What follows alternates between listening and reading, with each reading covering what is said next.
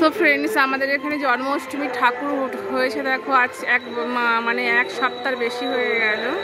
আগের মঙ্গলবার থেকে জন্মাষ্টমী যে চালু হয়েছে এখানে দেখো জন্মাষ্টমীর থিম করেছে দেখো।